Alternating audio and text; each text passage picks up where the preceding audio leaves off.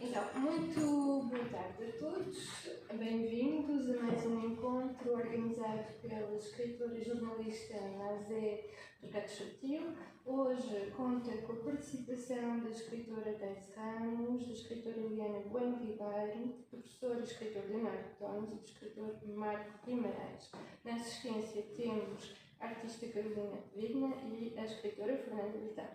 Muito obrigada por terem vindo e a todos, e bom debate sobre como escrever longe do seu país. Obrigada, Cristiana. Obrigada. Então, o que a gente vai fazer para ficar um pouco mais dinâmico são rodadas.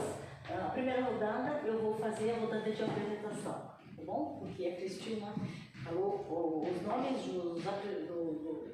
dos autores, né? Eu queria dizer a Deise, começando por ordem alfabética, a Deise Ramos. Tornou se mestra em Teoria Estética e Memória do Cinema pela Universidade de Paris 8. Em 2020, a editora Armatan publicou sua obra titulada Nelson Pereira dos Santos, A Invenção do Cinema Nacional. Ela publicou primeiro em francês e depois traduziu para o português e foi lançado também no Brasil. Em fevereiro de 2022, o filme Cri de Serre, do qual trabalhou como chefe de decoração, foi premiado no Festival de Curtas-Metragens de Clermont-Ferrand. Depois, em seguida, a ordem é Eliana. Eliana, obrigada por ter vindo, obrigada a Deise também, professora e autora. Eliane publicou, entre outras obras, Tonico Pereira, um ator improvável, Santo Antônio, Paulinhas, traduziu Contos de Perrault, realmente um pavê, prefeciada e anotado, né? Que foi recomendado pela FNLIJ. E mais recentemente com a Mabel Knutz Pedra, publicou pela Patois A Família na Literatura, 2 ensaios sobre Lígia Fagundes Telles. Editora de Passagens de Paris, que é uma revista da APEB, na Associação Associação APEB, Associação de Pesquisadores Brasileiros na França. E coordena atualmente a edição crítica das memórias do Cárcere de Graciliano Ramos. Terceiro, Leonardo, primeiro garoto da roda, professor da Sorbonne Nouvelle, todo mundo sabe, especialista em literatura brasileira, autor de 3 coletâneas de poemas, agora vai ser assim, editora Nós 2018, Inquietações em Tempos de Insônia, 2019, e Diários em Mar Aberto, Folhas de Helve, edições 2021. 2023 2024 recebeu o prêmio de poesia da RATP aqui na França e o prêmio Bayerns Best Independent Bücher. Ele pode dizer melhor, me desculpa, o alemão, 2023, pela tradução em alemão de sua última coletânea de poemas, publicada pela editora. Voilà, melhor. A obra foi incluída na lista Litrom dos melhores livros publicados na Alemanha na temporada de outono de 2023. Foi semifinalista do Prêmio Jabuti 2024, melhor livro brasileiro publicado no exterior. Agora existe esse Jabuti? É o primeiro ano, não? Não, já é o 4º ano. Já é o 4º ano. Eu sou Maria Aparecida, muito obrigada pela presença. Continuando, nosso Marco Guimarães, luso-brasileiro, professor emérito, com doutorado e pós-doutorado em medicina, é autor de 13 romances, alguns publicados por editoras em Angola, Brasil, Croácia e Itália. Meu pseudônimo e eu foi traduzido para o croata. Sua experiência no campo literário inclui palestras e apresentações de universidades e eventos literários na Alemanha, Angola, Brasil, Itália e França. Também atuou como cronista do jornal Diário do Comércio de Minas Gerais, foi finalista do Prêmio Portugal Telecom com a obra Meu Pseudônimo e Eu. E eu, Mazeto Pachocho, para quem conhece, eu vivo o ano que vem, 40 anos por aqui, né? O fio pegou.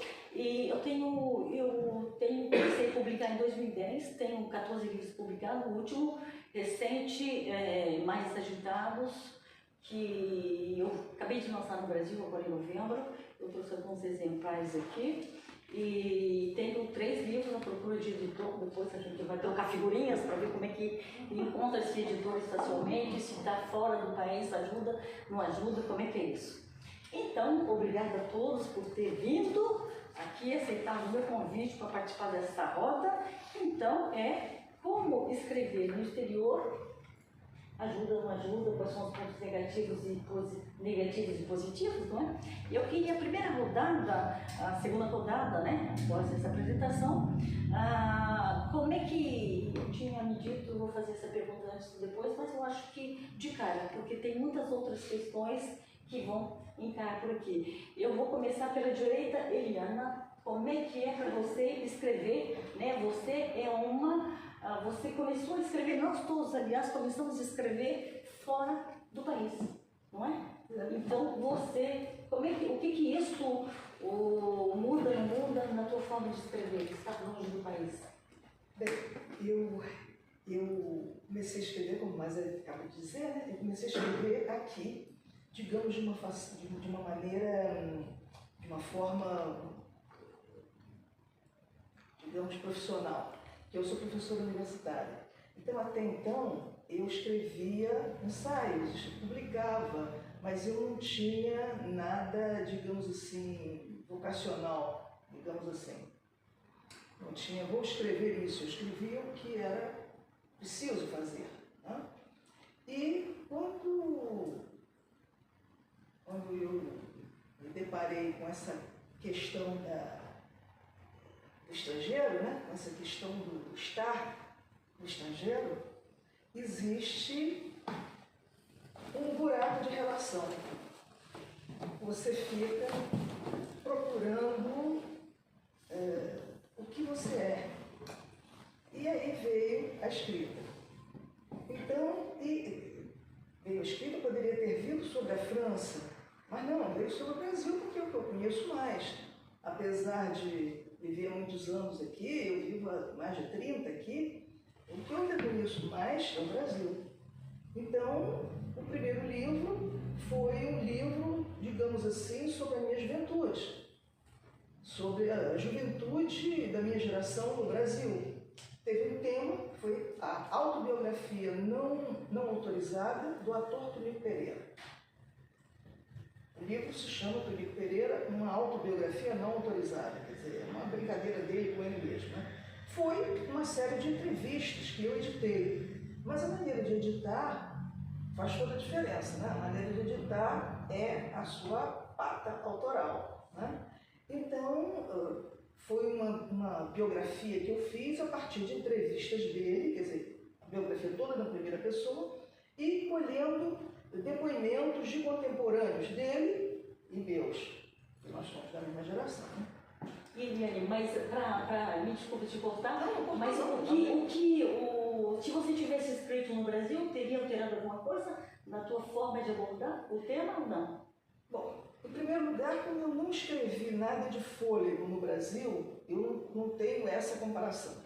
O que eu acho é que escrever na França me acionou um certo motor, porque a França se caracteriza pela escrita. A França é a terra da escrita.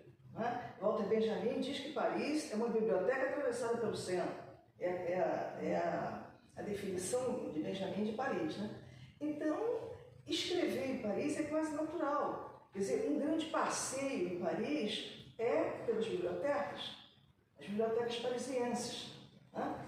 Então, escrever aqui é um gesto de integração do espírito. Eu não diria francês, eu diria parisiense.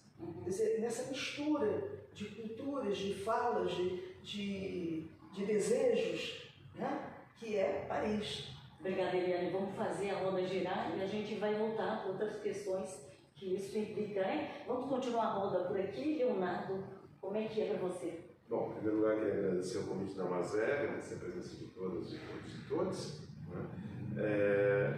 Assim, eu acho que a questão para mim, não é tanto assim, como é o escrever, mas por que publicar. Né? Um pouco como Eliane, somos professores, né? Temos o hábito de publicar artigos, sempre trabalhando então da pesquisa, mas num certo momento, eu achei, na minha opinião, diante de várias catástrofes no mundo, entre 2015 e 2017, eu achei que a palavra, vamos dizer, do professor universitário, essa palavra estava esgotada.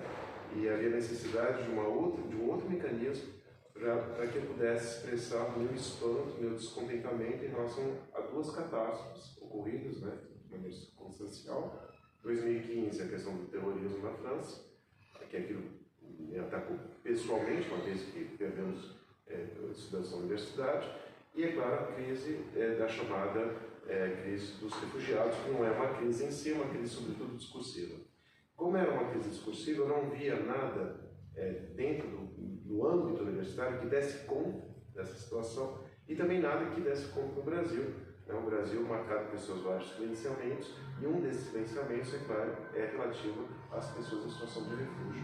Então, assim, por conta disso, eu decidi não escrever, eu sempre escrevi, mas publicar aquilo que, para mim, poderia trazer uma outra maneira de repensar essas catástrofes para além do espaço do meu gabinete, do espaço confortável do meu gabinete. Então, a gente poderia dizer que o tema, estar aqui, determinou os temas que você aborda. Claro, porque o estar aqui, na verdade, faz com que eu seja atravessado por diversas camadas relacionadas à questão da migrância. Eu sou de família de imigrantes, então eu vivi o que eu chamo de processo traumático pós-memorial da migrância, através dos seus rituais dentro de casa. O fato de eu ter vindo para cá em 1988, não vim como imigrante, mas eu vivi a minha experiência, quer seja pelo silenciamento, pelo silêncio, eu falava uma palavra de francês, né?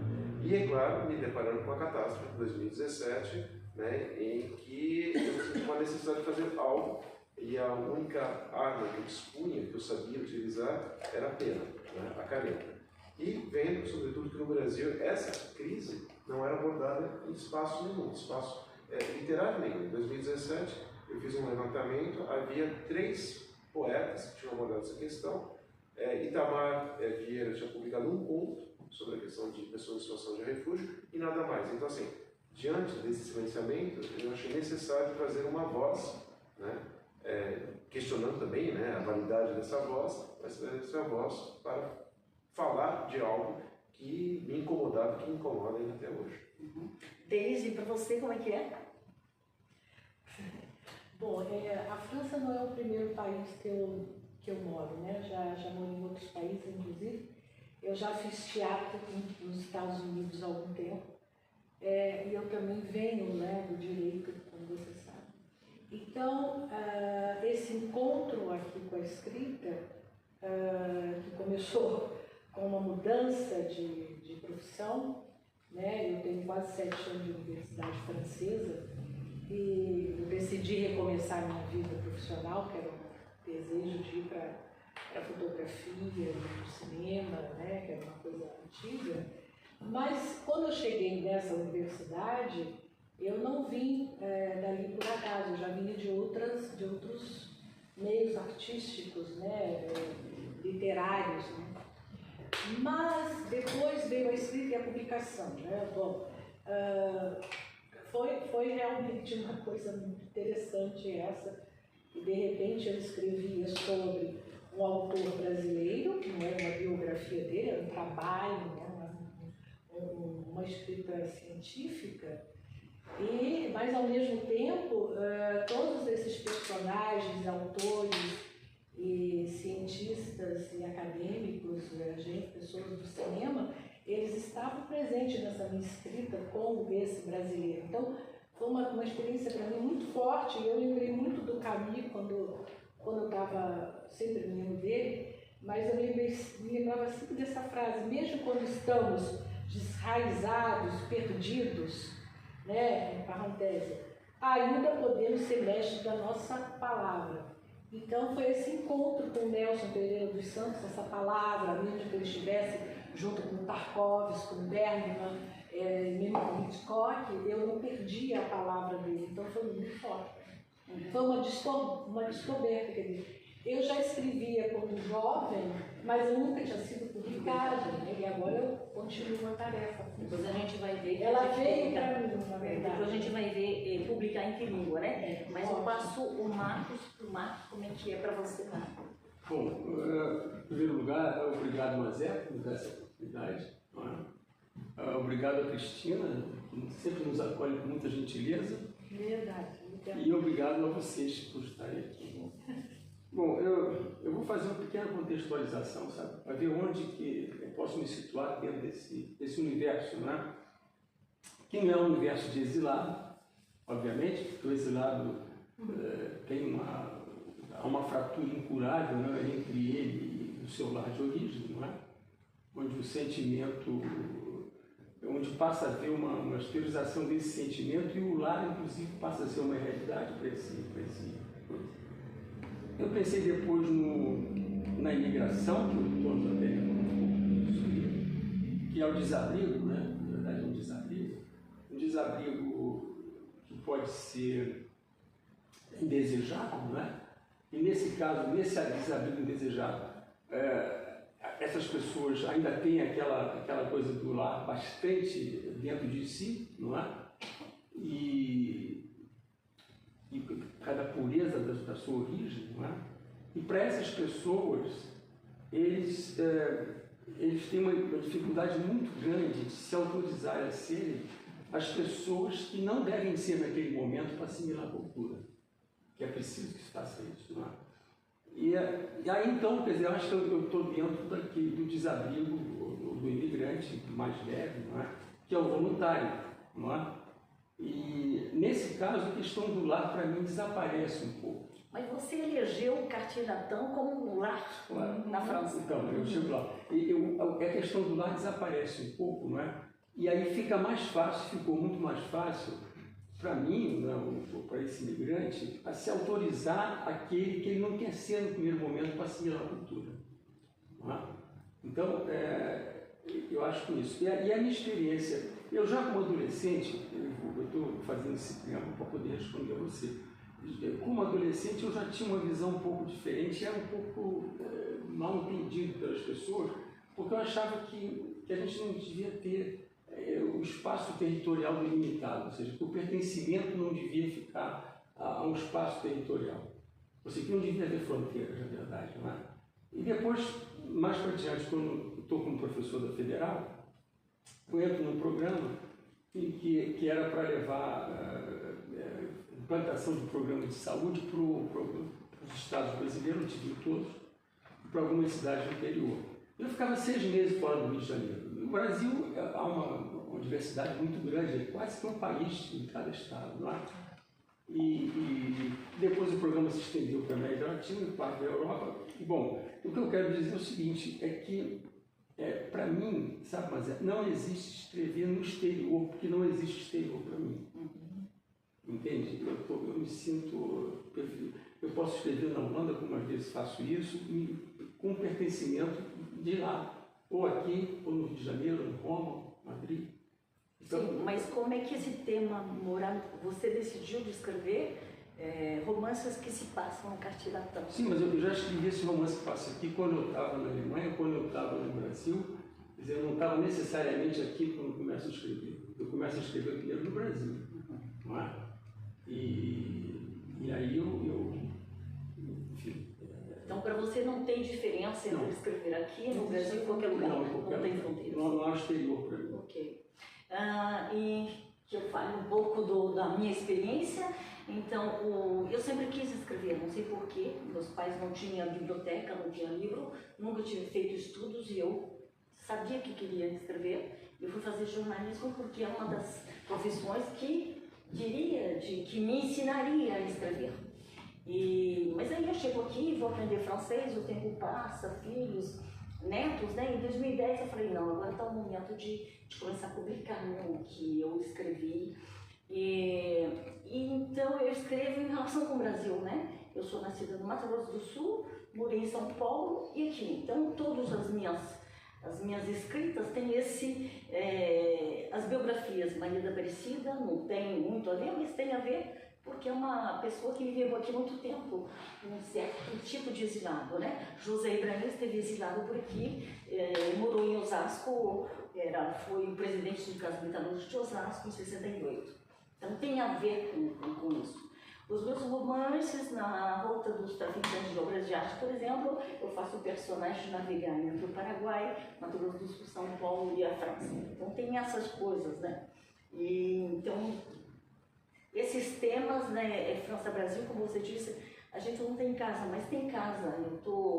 Eu tô me relacionando a esses mundos, né? Esses 3 mundos fazem parte do que eu mostro. Então, eu queria falar, uma próxima questão seria como é que a gente escreve em francês e em português. O Leonardo, ele escreve em francês porque ganhou o prêmio, né, de poesia NATP, e eu imagino que foi escrito diretamente em francês. Você vai nos dizer, você escreve, Eliana escreve em português, a Deise escreveu o primeiro livro em francês, o Marcos escreveu em português. Eu escrevi por necessidade, Trabalhadores Exilados, porque foi um trabalho de pós-doc na Escola de Altos Estudos em Ciências Sociais, Trabalhadores L'Exil Ouvrier, primeiro em francês. Aliás, o primeiro livro que eu escrevi foi em francês, Ouvrier chez Biderman, nunca foi traduzido porque é um específico, né, francês, mas porque era uma necessidade, porque senão minha língua é o português. Eu escrevi em português e depois traduzi, né? Vamos continuar para lá, Eliane, como é que essa língua mostra ou não mostra esse estar longe, esse escrever longe de casa? Esta língua? A língua, o português, então você escreve essencialmente em português, né? Se bem que traduziu também, né? Traduzido do francês para o português, né? Eu gostaria de escrever em francês, mas o problema é que os livros que eu escrevi até hoje, que eu publiquei, né, foram publicados por encomenda. E foram publicados, quer dizer, ou seja, foram primeiro tratados, depois terminados, né? Então, as editoras eram brasileiras, as editoras queriam um livro em português, né? Não poderia ser um livro em francês publicado no Brasil. Escrever em português aqui é, para mim, muito bom, porque, por incrível que pareça, eu sou professora de português, né?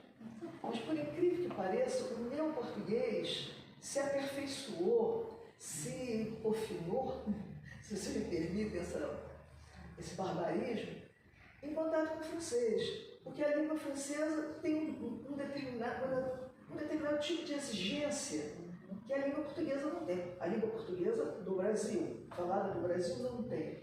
Então, o hábito de falar em francês, de dar aula em francês, de ler em francês, faz com que você olhe a sua própria língua e a sua própria maneira de falar de outra maneira. Então, digamos que eu aprendi português falando francês. Digamos assim. E a atividade de tradução é muito assim. Eu traduzi Perrault, os contos de Perrault, também por encomenda. Quer dizer, eu recebi uma proposta de fazer isso. Foi para as Paulinas. E editora Paulina, né? A editora Paulinas é uma multinacional, né? São as irmãs de São Paulo, o mundo inteiro. Bem, e para mim foi muito interessante, e eu fiquei pensando que eu devia ter traduzido esse livro ao chegar à França. Porque quando eu traduzi Perrault, porque uma coisa é ler, outra coisa é você ler para traduzir, né? Para procurar a palavra que corresponde. Quando eu li Perrault, eu falei, gente, nós estamos no tempo de Perrault. Tudo o que se vivia, o que se vivia, quer dizer, o que eu vivia, as relações na universidade, as relações no microambiente em que uma pessoa circula, né, estão codificadas e, de uma certa forma, resolvidas nos contos de Perrault. Obrigada. Leonardo, então você, o prêmio NATP de poesia, 2 anos seguidos, você escreveu em francês ou escreveu em português e traduziu depois? Bom, eu vou contar uma história e depois vou falar de um antropólogo. Vocês vão entender um pouco em que língua eu escrevo e em que língua eu falo. A história é a seguinte, eu chego na França em 1988, numa época que não tinha internet, numa época que não tinha telefone, celular, o único meio de comunicação com o Brasil ou eram cartas, ou era aquele telefone que você ligava 3 minutos para ouvir a voz de alguém no Brasil. E a necessidade de inserção aqui foi muito violenta, isso eu faço de trauma no processo de expatriação, fez com que eu perdesse, com 21 anos, perdesse a língua materna. Eu venho de uma família de operários, ou seja, isso quer dizer que eu passei pela escola estadual, isso quer dizer que eu não tive nenhum contato com língua estrangeira, eu nunca aprendi inglês na escola. Meu contato com línguas estrangeiras era o dialeto que era falado macarrônico dentro de casa. Então, assim, esse meu contato com línguas estrangeiras não havia. Então, eu perdia, eu esqueci o português. Depois eu me inscrevi em francês, eu estudei francês, estudei alemão. Eu só fui ter contato com o português no mestrado, quando eu tive que retomar o português. Né? Aí quando eu retomo o português, o que eu retomo? Que língua que eu retomo? Eu retomo o que eu diria de uma língua bastarda. E aqui é interessante pensar bastardia, né? Tem o Jarro, o quebequense, o topógrafo quebequense, que fala nessa nossa relação com a origem. Você pode ter duas relações com a origem. Ou você tem uma relação de orfandade, é aquele órfão que perdeu alguma coisa, mas que tem que sempre olhar voltado para trás, a busca de uma origem impossível. Ou então, como nos países do Novo Mundo, nós somos todos bastardos, somos filhos de um estupro violento e essa descendência bastarda. Isso significa o quê? Significa que a certo momento o bastardo deixa de olhar a sua origem, ele se projeta no futuro. Acho bonita essa ideia. De bastardo que reconhece a sua impureza. Então, assim, a partir desse momento, quando eu retomo o português, eu tenho consciência, plena consciência da minha impureza, da minha língua em português, que é uma língua impura. A minha língua é impura. Quando eu escrevo, eu sou atravessado por várias línguas. Né? Hoje, por exemplo, estou terminando meu romance. Eu escrevi esse romance em português, decidi passar para o francês. Quando eu volto para o francês, eu falo, não estava bom em português. Aí eu volto para o português. Aí eu volto para o francês. E se eu der atualmente esse texto para algum editor, ele vai achar palavras que não tem em português, ou estruturas que são mais francesas. Então, assim, eu assumo hoje essa condição da bastardia. Então, o texto que foi para a ATP, eu escrevi inicialmente em português, mas depois escrevi em francês, depois escrevi em português. Eu já não sei qual é a língua original. Esse texto foi que saiu em francês finalmente, ou nesse momento transitório dessa bastardia constante com essa minha língua com a qual eu lido todos os dias. Maravilha. E você, Deise, como é que é? Você escreveu o primeiro livro porque estava na universidade em francês, depois você Eu traduziu. aprendi o francês, a língua francesa eu aprendi aqui. Foi muito difícil, meu Deus. Só no caminhar, continuo hoje, eu estou inspirada no caminho, no mundo das sombras e da luz, do absurdo da sombra e da luz. Então, não foi fácil, mas foi uma experiência que eu aconselho a todo mundo a participar e a viver, porque você se descobre, né? Você faz uma descoberta de quem você é de verdade e os seus limites, né? Você vai ultrapassando seus limites. A língua francesa não, né? Os senhores já estão aqui há muitos anos, né? Eu sou a mais novinha, sabe? É uma língua muito exigente, né? Muito difícil. E até hoje eu não sei como eu consegui, realmente não. E eu fazia questão de já pegar a prática de escrever diretamente em francês, porque temos aqui uma nossa querida tradutora. Não, essa coisa de quando você escreve um texto curto, você fica brincando, né? Estudando, falei brincando de uma forma educada, né? Com respeito, aliás. De você ficar trocando, mas quando você tem textos enormes, não dá para você fazer, né, em português e francês. O negócio é tentar ir logo direto. Então, os contos você está escrevendo, pretendo publicar o ano que vem, e aí é em português, a língua portuguesa. Sim, eu escolhi escrever em português os contos, sim. Marcos, você escreve também em português, tem alguns traduzidos, né? Mas não foi você que traduziu? Não, a editora que faz, né? Feito pela editora.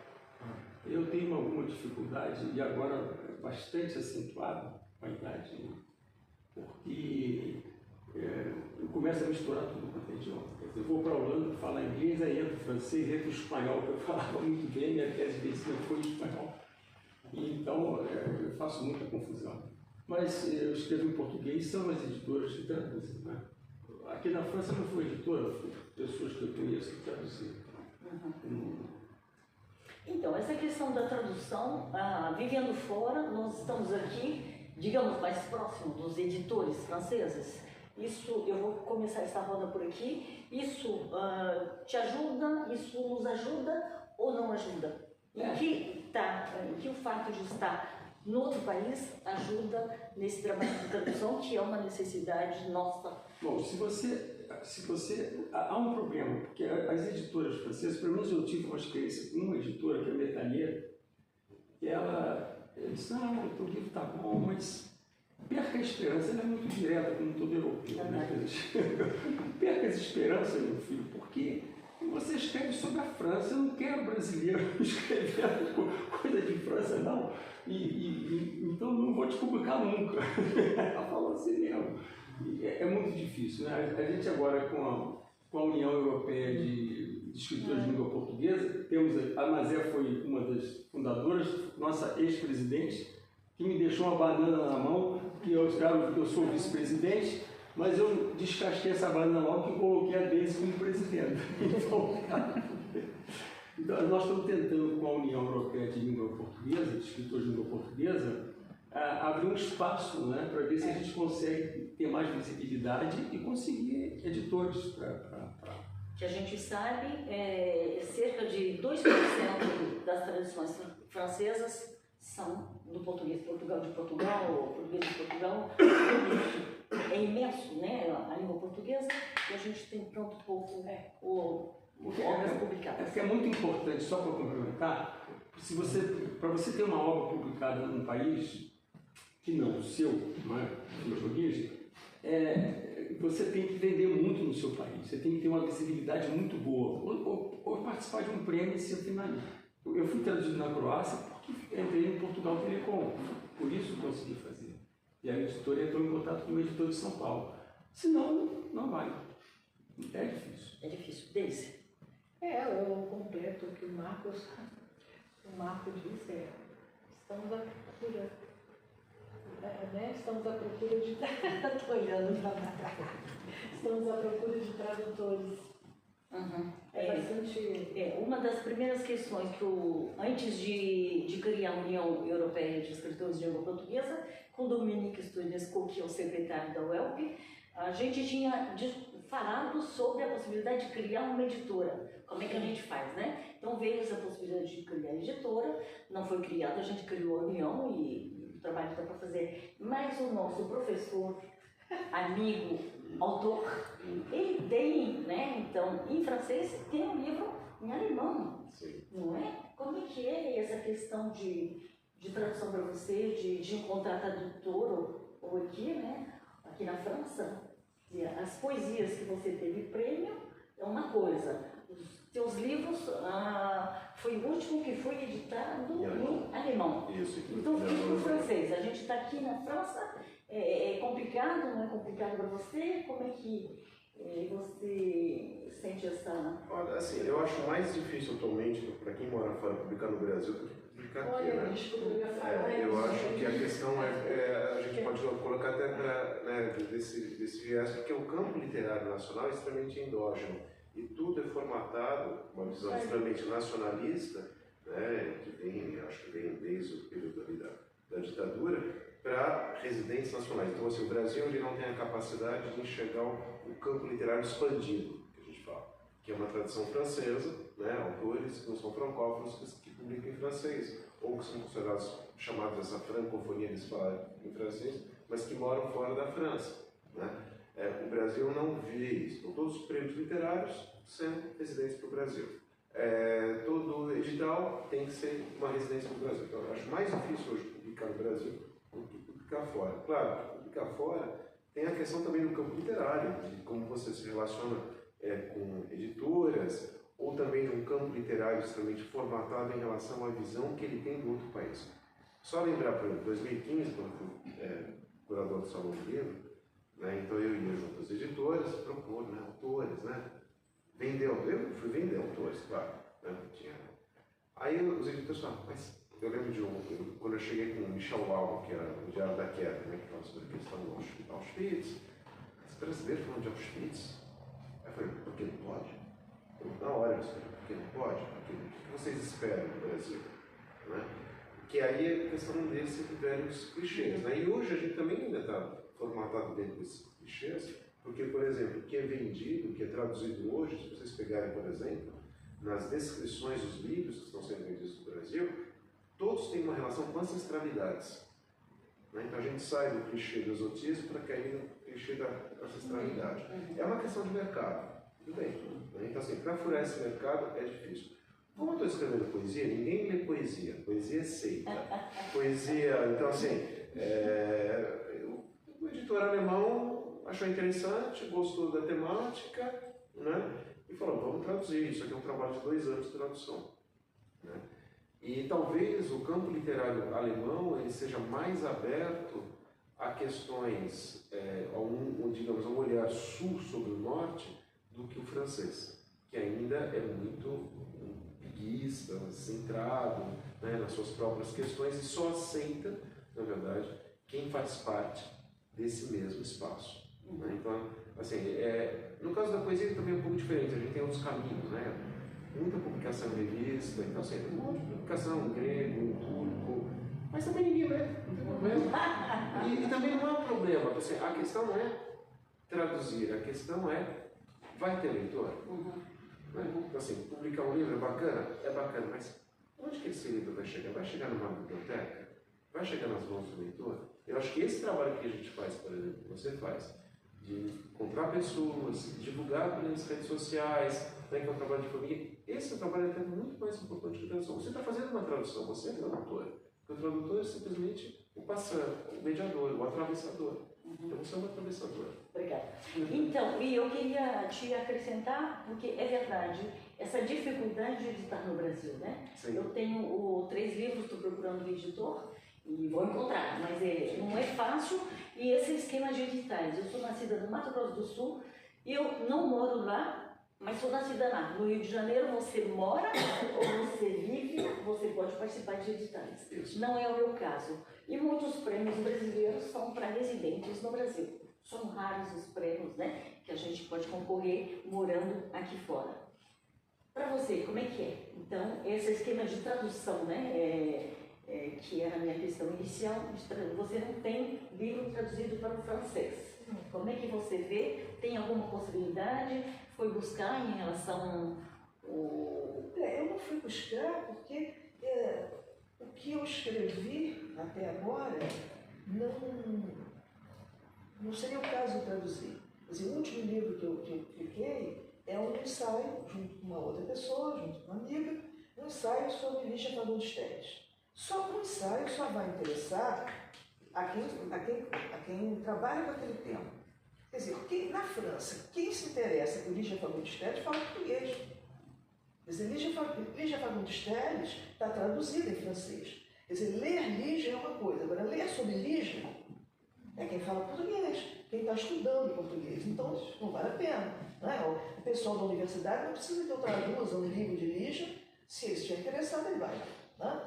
E o Santo Antônio poderia interessar, mas existe uma vasta bibliografia sobre Santo Antônio na França. Quer dizer, então, né? E a tradução de Perrault é o contrário, eu fiz uma tradução do francês para o português. E o livro do Tonico Pereira, que foi o primeiro que eu publiquei, foi, digamos assim, a minha primeira decepção em francês, porque eu apresentei numa universidade para que fosse colocada na biblioteca. E a pessoa, uma professora de português, me escreveu dizendo que não, porque eles não aceitavam livros sobre artistas. Como se fosse um livro, quer dizer, ela não leu o livro. Ela não leu. Se ela tivesse lido, ela veria que não era um livro sobre um artista, era um livro sobre uma época, sobre um momento. Né? Mas não interessa. Enfim, uma coisa muito chapada, como se a resposta já estivesse pronta. Certo? Então eu nem tento. Nem tento não é porque penso que vou fracassar, não. É porque eu acho que não é o caso. Me lembrou, então, você escreve em português e pode se distribuir no mundo inteiro, porque a Lígia é uma pessoa conhecida. Falemos de distribuição. Como é que é a distribuição? Como é que você vê a distribuição na Patois, que é também minha editora? Como é que se distribui esse livro? Como é que a gente consegue chegar nas bibliotecas, onde tem em português, e no mundo inteiro, né? A gente tem os países africanos, teria o e-book, né? O e-book, que é uma possibilidade. Como é que se Mas vê? não está em e-book, né? O meu livro não está em e-book. E eu não vejo um grande movimento de distribuição dessa editora, dessa nossa editora, que é adorável. É uma adorável editora. Eduardo Mas eu não vejo um grande movimento de distribuição. Eu acho, por exemplo, o fato de que nós não tenhamos os autores, não tenham livros para trabalhar, livros de trabalho, me surpreende. Não é? Quer dizer, eu não tenho livros, eu não recebi livros para botar numa biblioteca, para oferecer a um professor, não tem. Quer dizer, só aí você vê que a editora não investe nisso, porque é uma editora pequena, que não tem, como é que eu posso dizer, subsídio nenhum, né? E não é uma rara, é uma das poucas editoras que cobram. Quer dizer, você não paga para publicar na Patuá. Tá? Você chega com o seu original, ele lê, se ele gostar, ele te publica. Você não paga. Agora, por outro lado, ele tem limitações de orçamento, né? Leonardo, você tem 2 livros publicados pela Nós, que tem uma casa aqui, que criou uma casa aqui na França. Como é que você vê essa distribuição? Ela poderia distribuir melhor aqui ou não? A situação da Nós acho que é um pouco particular, né? Não vou entrar na questão da Nós, porque, na verdade, é uma associação, não é uma editora. Não é uma questão jurídica diferente. E também não tem distribuição, né? A distribuição você não encontra em nenhuma livraria. Assim, a distribuição no Brasil, ela não existe, né? Ela não existe. Até para as grandes editoras ela não existe.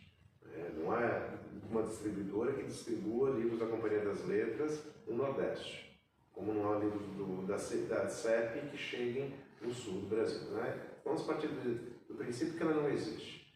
Por que ela também não existe? Porque também não há leitores, né? Um livro é publicado quando você eu estava conversando com o Samir Machado, que veio falar comigo, né? Ele falou, o meu primeiro livro vendeu mais na França do que no Brasil. No Brasil não chegou nem a 1.500 exemplares. 1.500 exemplares, né? Somos quanto o potencial de leitores no Brasil, né? Então, assim, a questão... Aliás, o retrato da leitura no Brasil este ano, infelizmente, a gente viu que menor. Se há uma distribuição que para mim faria sentido, não é essa distribuição econômica, né? Mas seria a distribuição através dos grandes editais para escolas, para as bibliotecas. Esse meu livro entrou no edital e conseguiu chegar a 700 escolas. Aí sim, maravilhoso. Porque assim, a minha grande preocupação é essa, formar leitores. Então assim, aí você fica nesse círculo vicioso, né? Porque a pequena editora, ela vai fazer 400 exemplares no máximo, né? Quando faz. Vai vender quem que vende? É o autor que vende, né? Finalmente. Não tem distribuidora, mas também não tem leitor. Então assim, a gente precisa encontrar um canal, que para mim é um canal essencial, perguntar primeiro, para que a gente está publicando alguma coisa? Né? É para o nosso prazer, para ter um livro, falar assim, eu deixei um rastro nesse mundo, ou para que esse livro finalmente chegue ao leitor. E é a mesma questão dessas editoras, muitas vezes fora do país, que são editoras independentes, que querem publicar autores brasileiros, mas não distribuem. Né? Então, assim, para quê? Porque aí é um sistema reverso, para ter um impacto no Brasil. Então, assim, eu tenho uma casa editorial em Portugal? Tem. Vende? Não vende. Mas eu ganho nome e visibilidade no Brasil. Então, assim, o sistema está errado. Né? O pensamento está errado. Né? Primeiro, para que a gente publica? Né? E onde vai chegar esse livro? E, finalmente, esse livro é para chegar na mão de um leitor estrangeiro? Então, acho que são questões fundamentais que, infelizmente, no sistema brasileiro não são pensadas. Né? Porque, além disso, a gente pensa no sistema brasileiro literário, o que é? Rio São Paulo. São Paulo, nem mais Rio, né? E um pouquinho Porto Alegre. Acabou, não existe mais. E o e-book? O e-book nessa história? Deise, você pensa que o e-book, como é que você vê para atravessar fronteiras? Mas o que os editores estão fazendo no turbilhão? Estão fazendo ou não o e-book? Tem editores que fazem, propõem? Você propõe, mas, por exemplo, você tem os seus... Não são todos. São iniciativas particulares, então. São iniciativas particulares, né? Voltando a falar só um pouquinho da publicação no Brasil, é exatamente essa dificuldade. Quando eu fui publicar, para traduzir o livro já bem traduzido em português, que é a minha língua, e foi muito mais difícil do que que aqui, exatamente. E a distribuição nem se fala. É complicadíssimo. Você tem que fazer esse trabalho de formiguinha. Pois é, eu acho que há duas coisas que eu queria primeiro trazer, que foi abordado antes, é a questão do agente literário, que ele é muito importante para a gente, para o escritor. Eu acho que o agente pode fazer esse papel, não é, de se apresentar para as editoras, na busca de um editor. Mas não é fácil também encontrar um agente literário. Não são todos. Realmente não é fácil. Você tem agente literário? Eu tinha lá a Luciana Vilas Boas, no Brasil, que é muito conhecida, e a Suzana Leá, aqui da França, que fez contato, e eu estou esperando. Bom, vamos ver, é uma grande maison de agência literária aqui, de Todorov, do Marc Levy. Agora, a Record, por exemplo, no Rio de Janeiro, é uma grande editora, não é? Ela faz 100 livros e ela vai trabalhar 5 livros. 95 livros vão lá para ninguém vai ver os livros. Esse é o problema. Você está entendendo? Fora as traduções de grandes vendas americanas, né? Bom. Pois, porque as livrarias também, elas cobram das editoras para fazer a divulgação. Então, o espaço para o espaço, exatamente, entende? Então, se você está lá na vitrine, se tem uma boa visibilidade, um jornal, etc., uma boa resenha, acho que talvez mesmo.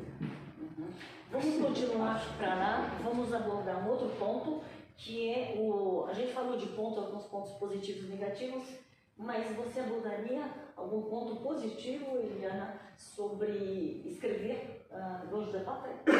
Que tempo, que ponto positivo você... Ponto positivo, olha, eu vou retomar o que Marcos disse a propósito do não lugar. Eu, de uma certa forma, sempre me senti um pouco assim, né? Um não lugar, né? Você não está em lugar nenhum. Não pertencimento. Exatamente. Um não pertencimento ou um supra-pertencimento, né? De qualquer maneira, você não está enraizada. Né? Mesmo se você fala de uma experiência, enfim, para retomar o termo, né? Ancestralidade, você fala de um outro lugar, você não está ali. Mesmo quando você fala eu, você é o outro. Né? Então, isso, a meu ver, é o que faz nascer a escrita. É quando você sai de si. É quando você já não é aquele que você é, entendeu? Aquele que você continua sendo, né? Mas quando você... E estar no exterior te dá essa possibilidade. Te dá essa possibilidade de não precisar tomar distância. A distância se coloca. É como se você estivesse num buraco. Não é? E você procura se segurar e você não tem bordas. E não é uma coisa dolorosa, não é uma coisa de cair no abismo, não. É, digamos, de flutuar. E aí você percebe que a palavra é alguma coisa de... A palavra é âncora, né? É âncora, é motor, né? Para cima, para baixo. Leonardo. Só vou terminar a questão da distribuição, né? Assim, essa visão pessimista. Tem uma coisa boa, existe uma distribuição muito boa. Aqui eu vou falar de algo extremamente politicamente correto, que é o livro PDF. PDF, aí que o pessoal está vendo, né? Aí que os livros estão chegando, né? O Marco Assim, faz isso muito. todos fazemos, né? Todos temos que aceitar a piratagem. Assim, mesmo quando eu dou aula, eu vou indicar um livro brasileiro, né, para o estudante, o livro chega aqui a 32 euros. Eu não vou obrigar o meu estudante a pagar 32 euros. Eu esqueço meus livros na sala de aula. Eu fico o livro, eu pego na outra semana, aí eu quero saber o que aconteceu naquele livro. Então, assim, existe essa distribuição e a gente tem que assumir isso. Né? E essa, que bom você ter esses meios. Eu lembro que tem um músico brasileiro, esqueci o nome dele, mas ele é do Ceará. Ele dizia que a popularidade dele viria no mercado da pirataria quando chegava em Fortaleza. Um pouco isso. A Maria Valéria Rezende falava, ela era a autora mais PDF lida no mundo todo. Ela não ganhava um centavo de direitos autorais, mas ela falava, todo mundo está lendo meus livros. Então, assim, existe esse viés paralelo que a gente tem que aceitar, e todos fazemos. Né? Vamos ser coerentes com nós mesmos. Né? Sobre a questão desse estar fora, aí eu concordo plenamente com a Eliana, né? eu diria, mais até do que um não lugar, eu diria um sem lugar. E eu gosto desse espaço do sem lugar, né? Porque o não lugar ainda é um lugar. Então eu gosto desse sem lugar para chegar num termo que para mim é essencial, que acho que atravessa tudo minha escrita e meu pensamento. François Julian, o entre. Não é nem o entre lugar, é perder o lugar para ficar simplesmente no entre. Não é para ficar no espaço, é para ficar nos espaçamentos, nos intervalos e ponto final. E é a partir daí que a gente consegue ter o respiro. E eu vi o respiro, eu senti esse respiro muito bem quando a gente atravessou o período do último presidente, né? Em que as pessoas já no Brasil não conseguiam respirar, elas estavam todas se afogando, né? E, querendo ou não, aqui nós tínhamos o respiro. Aqui a gente conseguia ainda manter uma certa sanidade mental. Acordar de manhã e falar assim, não, eu vou andar na rua, não tenho medo de andar na rua, vou tomar meu café. Não tenho medo de tomar café, porque ou eu sou LGBT, ou eu sou negro, ou eu sou indígena. Né? Então, assim, isso é um conforto. Né? Mas a gente batalhou desse conforto, né? Foram anos e anos aqui, mais de 30 anos, vivendo e tentando cavar esse nosso espaço, né? Com os seus traumas. Né? E eu acho que a gente também tem que recuperar esses traumas, e desses traumas surge a escrita. Talvez com um sotaque diferente, talvez com um respiro diferente. Né? E eu acho que isso é uma valia do processo de escrita, assim, que causa uma fricção com a doxa. Né? E eu acho que essa fricção me interessa. Daisy? É uma reunião disso tudo, estar perdido e não estar, essa transformação, essa salvação ao mesmo tempo. Eu estou nessa mistura de tudo isso. Mas qual foi a pergunta? Já está fora, já está fora. Você está na pergunta, você já respondeu. Eu expliquei antes. Talvez tem pontos positivos e negativos dessa estar fora, né? Então a gente abordou uns negativos, positivo, e aí seria o positivo de estar fora, né? Seria um ponto positivo para você. Eu olhei de estar positivamente, é a minha salvação, pronto. Eu não diria um ponto positivo, né? De estar fora. Eu nunca estou fora, como se você, né? Mas eu acho que o ponto de escrever, né? E aí eu lembro, eu sempre lembro a Clarice Lispector, ela dizia uma coisa muito interessante. Ela dizia que escrever você salva a alma perdida e salva o dia que você vive que você nunca entende. A salvação.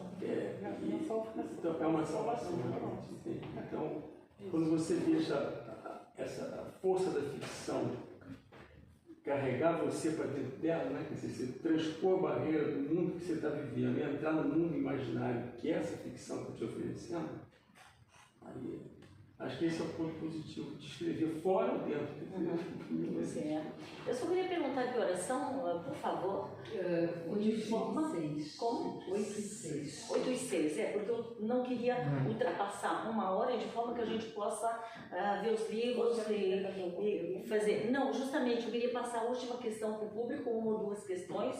Se tiver por aí, a todo mundo.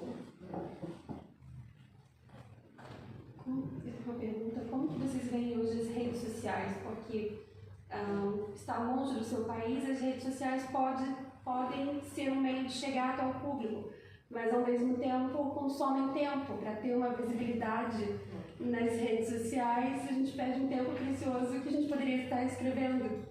Como que vocês veem isso e se as redes sociais fazem parte hoje da rotina? Eu vou responder em primeiro lugar porque é isso, realmente se perde muito tempo. Quando depois eu vou montar o vídeo, depois eu vou colocar no Instagram, vou colocar no YouTube, vou colocar no Facebook, é realmente muito tempo. E é sempre a minha questão, por que a gente perde tanto tempo ao invés de estar escrevendo, né? Mas isso faz parte, eu acho que quando eu cheguei aqui há 40 anos atrás, não tinha nada, era complicado, como você disse, né? Para ligar era impossível, porque eu não tinha dinheiro para pagar a conta. Mas eu acho que agora a gente tem pelo menos isso, essa proximidade. Quando eu vou ao Brasil, e quando, por exemplo, eu faço sempre cidades do Mato Grosso do Sul, eles não me conhecem. Então isso quer dizer que vai ter muito comprador de livros, mas pelo menos existe essa proximidade interessante que me permite de ir numa universidade falar com estudantes. Eliane.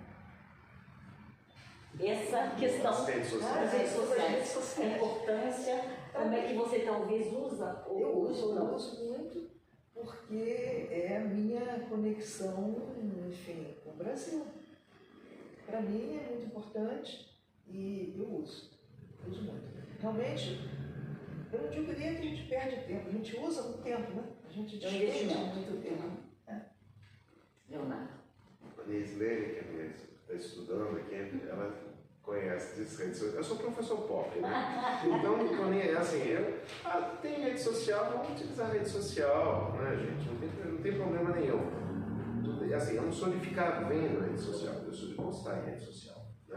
Por várias razões. Primeiro, a questão de contato. Assim, eu trabalho com literatura brasileira contemporânea, então o autor que está publicando, sei lá em Sergipe, ele tem um contato direto com ele, a gente está trocando PDF, né? E eu está trocando informações, assim, é por ali muitas vezes que eu tenho as informações do que está acontecendo, primeiro. Segundo, para dar visibilidade para o meu trabalho, para aquilo que eu faço, para a instituição a qual eu trabalho, porque é importante lecionar português aqui, você precisa ter essa visibilidade, senão a cadeia desaparece, né? Para dar visibilidade com quem eu trabalho, também acho importante, eu sei. Não é que eu tenho um nome importante, né? Mas assim, eu tenho uma rede, então assim, trazer alguém, tirar uma foto com alguém e falar assim, essa pessoa está trabalhando comigo, é importante também para essa pessoa. Né? Quando eu fiz fazer a Primavera Literária Brasileira, era importante para esses autores, porque muitos acabaram sendo reconhecidos no Brasil e eles passaram para a França.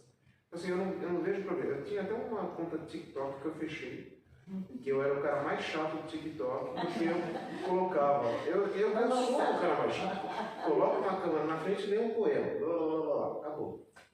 Mas alguém vai ler, só assim, quando teve a pandemia, né, eu fui uma das primeiras pessoas que abriu o Facebook, eu dava aula pelo Facebook, porque eu tenho insônia, não sabia o que fazer da vida, fui aprender sueco, ficava recitando às 3 horas da manhã verbo irregular em sueco. Todo sábado de manhã eu ficava muito preocupado com o pessoal do Brasil que não tinha acesso à escola. Comecei a dar aula de literatura gratuita, de Facebook. E no domingo dava no Instagram. Né? Então assim, aí depois eu criei a Sacada Literária. Gente, vamos ler poema na janela. Aí manda poema. A gente pode subverter esse espaço, de certa maneira. Tudo depende de como você utiliza e qual a sua dependência em relação a ele. Mas eu acho assim, é fundamental, eu acho divertido. Então, assim, ser o cara mais chato, não tem problema nenhum, sou o cara mais chato da internet. E sou um pouco prof pop. Quando você chega numa sala de aula, você fala, tem internet, professor, eu vi, que legal, o senhor é legal, né? O senhor é legal. Já ganhei valor, não tem problema, gente, não tem problema. Eu sou relaxado. Depois, eu tenho sérios problemas, eu contendo com redes sociais. Eu estou sempre atrasada, porque eu não publico, quando eu coloco uma imagem, uma foto, eu tenho que ter um texto, né? Eu sou muito associada a textos, então eu tenho que pensar o que eu vou escrever, então acho que eu estou até um pouco radical comigo mesma e perfeccionista. Eu sou perfeccionista, então é complicado, é uma falha ser perfeccionista. Na rede social, eu acho que isso aí, você vai lá, né? É legal essa liberdade, né, como o senhor faz, né, espontânea. Né? Eu não sei, eu gostaria muito, e eu sou do teatro, né, também, então eu gostaria de ter essa liberdade, de chegar, as pessoas falam, pelo amor de Deus, você dá tanta coisa, você pode falar tantas coisas. Eu às vezes eu me acho tímida, apesar de estar aqui falando, né, mas eu me acho um pouco, às vezes, sei lá, existe um bloqueio. Talvez eu tenha que falar isso na terapia. Mas é muito importante, eu acho legal. Eu só não gosto dos exageros, de você pelo menos se aproximar de uma verdade ali. Eu não gosto muito das coisas que são meio fakes, assim, que é uma farsa. Assim. Mas ao mesmo tempo eu acho que isso faz parte, acho que é um teatro também que. Bom, mas eu sou lenta. Marcos, e depois a gente passa para a última questão ali atrás. Pois é, então, o Todos falou, colocou muito bem essa situação da visibilidade. Agora, eu vi um paradoxo porque em 1996 ainda não tinha internet no Brasil. Só quem tinha acesso à internet eram os pesquisadores através do Laboratório Nacional de Computação Científica do CNPq.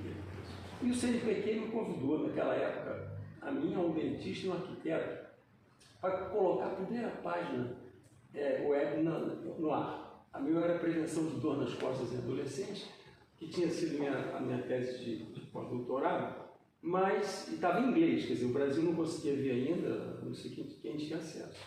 Então, quer dizer, eu tive assim ainda não existia as páginas web e eu já estava com uma página lá.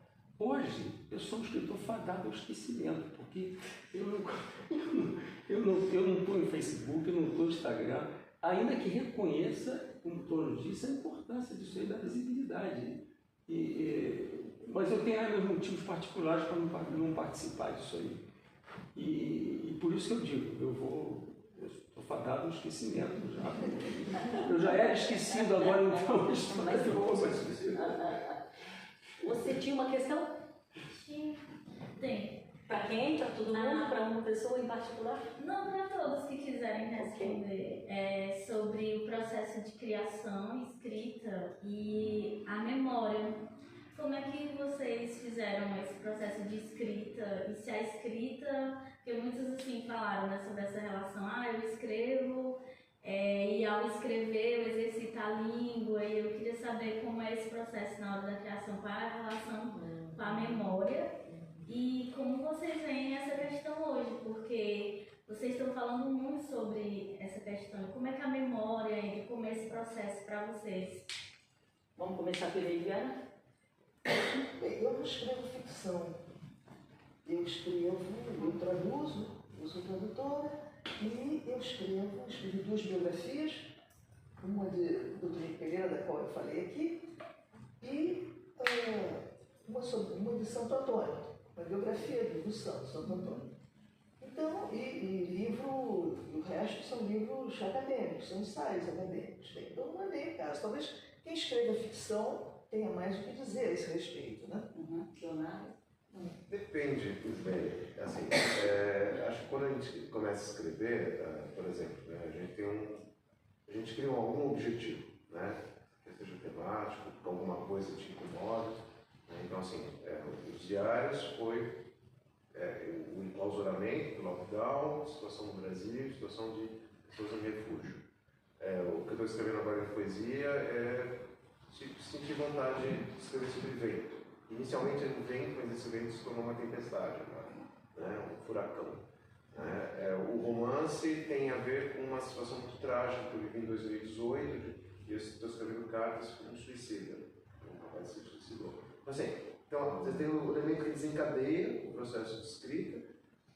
O fazer da escrita, eu gostaria de ser um escritor que primeiro que tivesse tempo para escrever. Eu não tenho tempo, eu faço muita coisa. Então, assim, o meu tempo de escrita é no metrô, da minha casa até a faculdade, e quando chego na faculdade, eu ponho o que eu escrevi lá para ver o efeito, né? E sobre a memória, eu tenho um processo de escrita que eu gosto, eu escrevo tudo em caderno. Eu estou escrevendo muita coisa aqui, né? Esse caderno está cheio, tem muitos cadernos cheios, só que eu não leio os cadernos, eu esqueço os cadernos. De vez em quando eu lembro de alguma coisa e acho interessante você recuperar um vestígio de alguma coisa, né? E reescrever a partir do vestígio, a partir do resto. Então, assim, essa memória me interessa no processo de escrita. Reescrever a partir do que ficou. Né? Porque o que vem não vale nada, é pro lixo. Mas essa coisa da sedimentação da palavra, eu gosto, da palavra suja, mais uma vez, empoeirada. Aí você pega a palavra, não é que você vai limpar a palavra, você vai jogar ela suja no teu texto. Então, assim, essa é a minha relação com o processo de escrita. Eu queria dizer, para mim, no meu caso, eu acho que eu comecei a escrever porque tem, pela memória, pela ideia de não deixar aquilo se perder. Por exemplo, Lembranças do Sítio, é um livro que eu escrevi, porque o sítio no Mato Grosso do Sul, onde eu vivi, era diferente do sítio que existe hoje no Mato Grosso do Sul. Depois, Lembranças da Vida, que era o mesmo processo. Então, tem essas coisas de lembrança que eu acho que é importante. Por isso, eu acho que tudo que eu escrevo quando eu escrevo a biografia, justamente para fixar José Ibrahim, é uma pessoa importante no sindicalismo brasileiro, ele precisava ser fixado, né? Maria da Aparecida, eu desenterrei Maria da Aparecida, uma pessoa da maior importância e que desapareceu. Então tem outra. Hoje eu acabei uma biografia sobre Lucy City Ferreira, que é uma pintora que ninguém conhece mais e, portanto, nos anos 30, 40 foi da maior importância. Então é isso, memória para não se esquecer. Deise. Eu comecei o livro do Nelson, publicado aqui, começou pela memória, exatamente isso, para que existisse algo a mais, né? Existia poucas coisas. Uma pessoa tão importante no nosso país, no Brasil, e ele veio para mim. Eu não ia escrever sobre ele, foi tudo uma casa do destino, da vida acadêmica, da vida de pesquisador. Eu ia falar de outras memórias e veio o Nelson, que eu fiquei muito feliz. Então, eu já sou formada, uma das minhas áreas é exatamente a memória. Eu sou uma professora de memória. Então, onde eu estou, né, tem memórias, sempre existirão. E agora, escrevendo os contos, eu entro nesse mergulho, nesse universo pensativo, de reflexão, de memória. Enfim, então a memória está... Marco. Bom, com essa questão de memória, eu acho que essa memória, não sei, talvez seja a transformação de uma imagem arquetípica e a modulação dessa imagem na obra final. Eu acho que passa por aí, não é? Mas a minha forma de escrever, aí eu lembro mais uma vez a Clarice, ela dizia o seguinte, que ela, quando escrevia, ela se seguia, não é? Ela se deixava levar e não sabia onde ia chegar. Comigo é mais ou menos assim, sabe? Eu nunca sei, eu não faço história hoje, não faço nada disso. Eu não sei o que eu vou escrever quando eu começo a escrever, mesmo já tendo começado a escrever alguma coisa. Quer dizer, cada linha é uma linha nova para mim, em que eu vou. Assim. Beleza. Eu queria agradecer a vocês. Quem não teve, eu vou produzir o vídeo e colocar nas redes sociais, não é? E quem não tem, que se eu não tiver o endereço, por favor, me passe o endereço que eu informo em seguida. Obrigada por tudo. E a Cristina queria dizer alguma coisa? Eu coloco apenas, antes de mais, agradecer a todos estes encontros que esta iniciativa que tem tido com a nossa biblioteca, que nos tem trazido produtos novos. E quando nós coloca o vídeo na conta dela no YouTube, nós colocamos o vídeo da Nazé na página do anúncio do evento da Fundação ao Estudante. Portanto, também podem lá espreitar o vídeo. Aliás, vocês já estão no X-Twitter. Esse eu não consulto mais. Muito obrigada.